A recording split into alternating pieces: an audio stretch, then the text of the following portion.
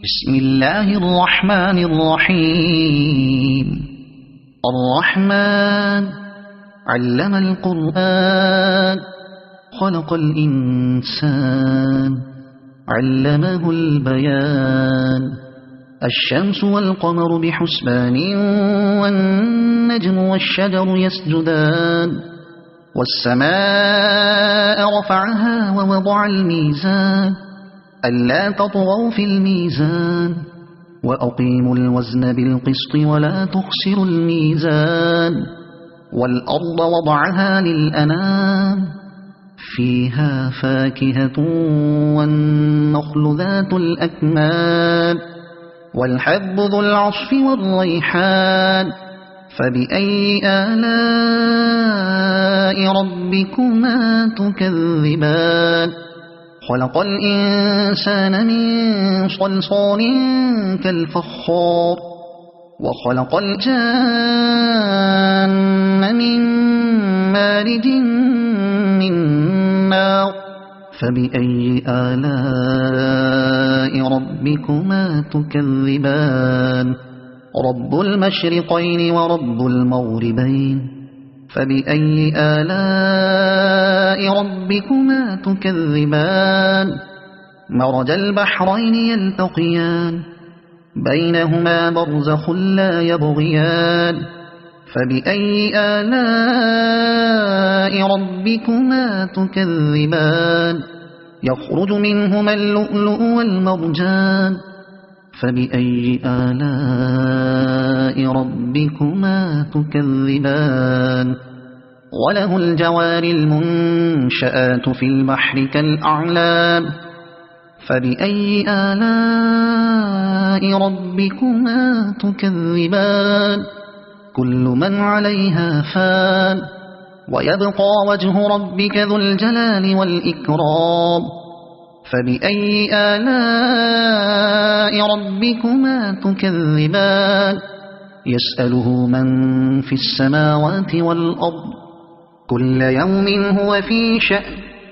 فبأي آلاء ربكما تكذبان؟ سنفرغ لكم أيها الثقلان. فبأي آلاء ربكما تكذبان؟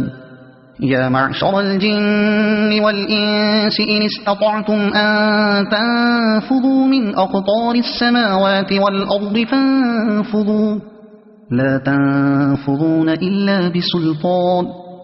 فبأي آلاء ربكما تكذبان؟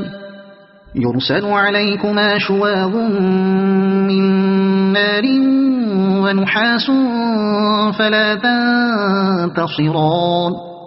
فبأي آلاء ربكما تكذبان؟ فإذا انشقت السماء فكانت وردة كالدهان. فبأي آلاء ربكما تكذبان؟ فيومئذ لا يسأل عن ذنبه إنس ولا جان. فبأي آلاء ربكما تكذبان؟ يعرف المجرمون بسيماهم فيؤخذ بالنواصي والأقدام. فبأي آلاء ربكما تكذبان؟ هذه جهنم التي يكذب بها المجرمون يطوفون بينها وبين حميم آن. فبأي آلاء ربكما تكذبان؟ ولمن خاف مقام ربه جنتان. فبأي آلاء ربكما تكذبان؟ ذواتا أفنان. فبأي آلاء ربكما تكذبان؟ فيهما عينان تجريان. فبأي آلاء ربكما تكذبان؟ فيهما من كل فاكهة زوجان. فبأي آلاء ربكما تكذبان؟ متكئين على فرش بطائنها من استبرق وجنى الجنتين دان فبأي آلاء ربكما تكذبان فيهن قاصرات الطرف لم يطمثهن إنس قبلهم ولا جان فبأي آلاء ربكما تكذبان كأنهن الياقوت والمرجان فبأي آلاء ربكما تكذبان هل جزاء الإحسان إلا الإحسان فبأي آلاء ربكما تكذبان ومن دونهما جنتان فبأي آلاء ربكما تكذبان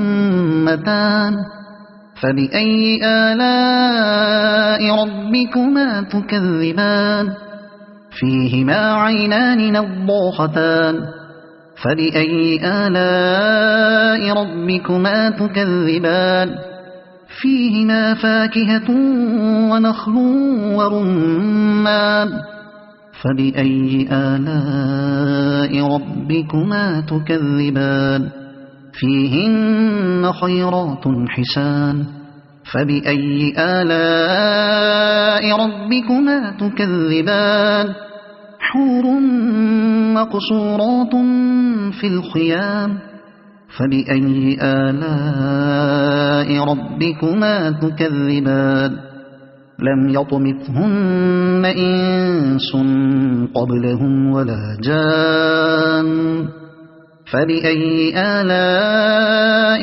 ربكما تكذبان متكئين على رفرف خضر وعبقري حسان فبأي آلاء ربكما تكذبان تبارك اسم ربك ذي الجلال والإكرام صدق الله العظيم.